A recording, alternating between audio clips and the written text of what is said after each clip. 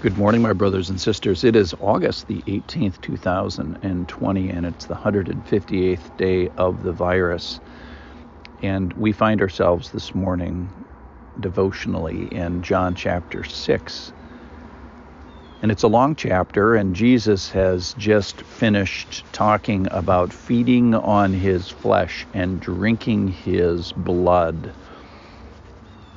Truly, truly, I say to you, unless you eat the flesh of the Son of Man and drink his blood, you have no life in you. And today, we get to see the response of the 12 disciples and some more disciples who are more than just the 12.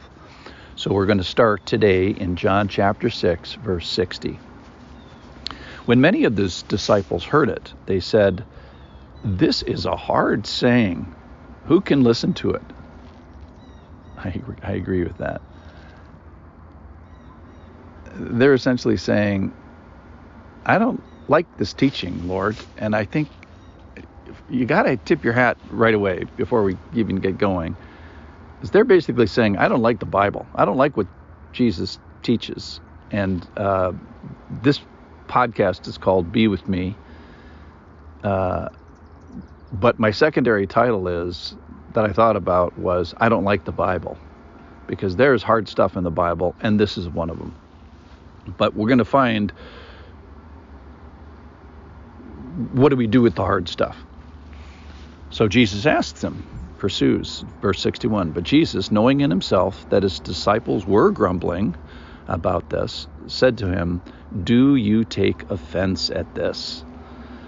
I went to a church a long time ago, and they would carry in banners about Jesus, and they would say things like Son of God, Christ, Wonderful Counselor, Prince of Peace on each individual banner. And I don't remember, but it would have been great theology if they brought in a banner about Jesus that said Rock of Offense, Stone of Stumbling. That's from 1 Peter chapter 2, referring to Isaiah chapter 8, verse 14. So do you take offense at this? Jesus is offensive. I don't like the Bible. That's where I'm going with that.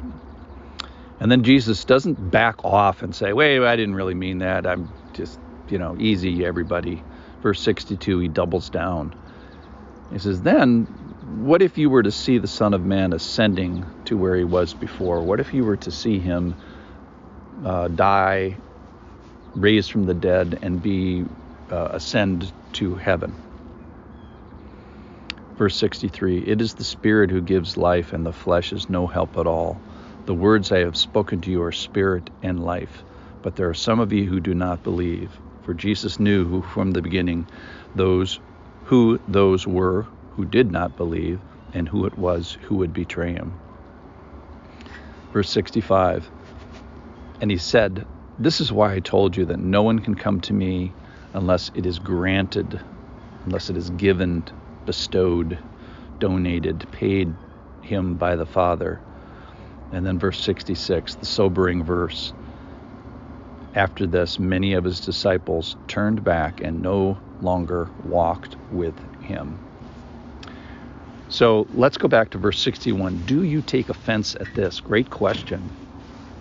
So in an offense, there's two parts of an offense. There is the offense. There is the stepping on the toes. There is the encroachment, the doing wrong, if you will. And then there is a reaction to it. There's the displeasure of having your toes stepped on or hurt, or your feelings. What do you feel in this? We already know that the disciples, or at least the people that are listening, some of them are angry. We know that there's a dispute. We know at the end here, people feel so insulted and grumbly that they walk away. So let's ask the question this morning, what is the offense of the gospel?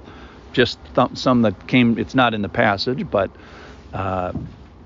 subtext of the passage, I am a sinner, that I am viewed in a certain way by a holy God.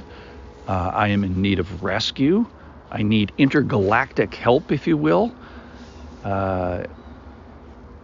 And the way I receive that help is by faith and belief and looking on the Son, and in the context of the passage here, eating his flesh, drinking his blood. And it's something that has to be given and granted to me, not something that I can conjure up on my own.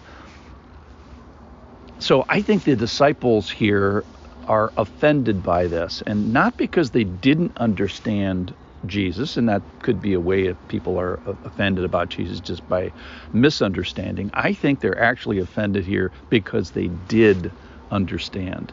And when Jesus then says, hey, you're in need of raising on the last day, and it's the Spirit that gives life, and by the way, your flesh is no help at all. That's a great line you don't hear a lot in church. By the way, your flesh is no help at all.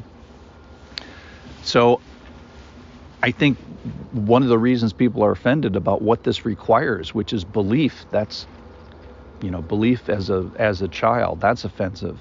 And the other part about being offended is you could be offended about the gospel for what it doesn't require, that it's the Spirit who gives life, that we are chosen, that the Father, verse 44, no one can come to me unless the Father drags and hauls him.